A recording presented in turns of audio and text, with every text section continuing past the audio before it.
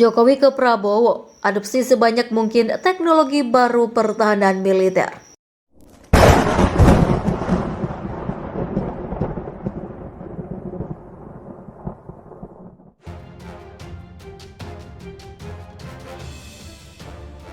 Pameran Indo Defense 2022 digelar di Jilexpo Kemayoran, Jakarta Pusat pada Rabu. Beragam alat utama sistem persenjataan dipamerkan. Presiden Joko Widodo turut meninjau stand Indo Defense 2022.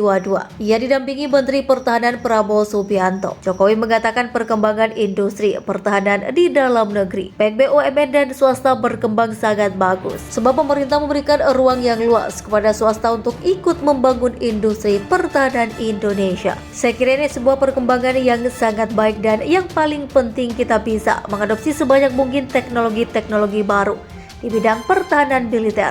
Yang paling penting itu, ucap Jokowi kepada Prabowo. Pada kesempatan itu Jokowi bersama Prabowo turut menyaksikan penandatanganan kontrak antara Kementerian Pertahanan dan Industri Pertahanan Dalam Negeri, baik badan usaha milik negara dan swasta. Penandatanganan kontrak terbagi menjadi 4. Pertama, kontrak peralatan pertahanan untuk 3 matra, termasuk diantaranya sepeda motor listrik produksi holding BUMN Pertahanan Defense.id sebanyak 6.000 unit dan chip produksi PT Pindad Persero sebanyak 3.000 unit.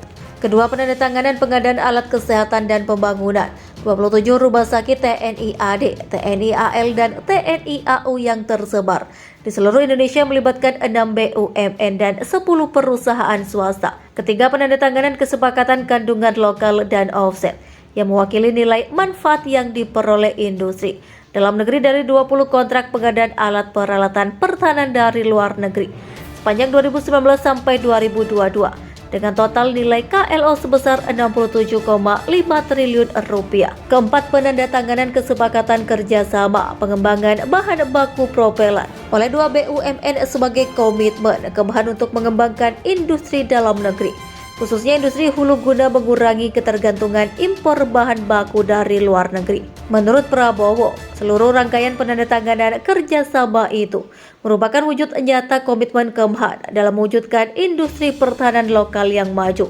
kuat, mandiri, dan berdaya saing.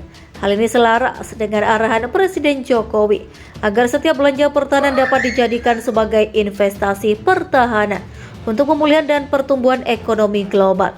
Presiden berharap agar teknologi pertahanan berkembang dengan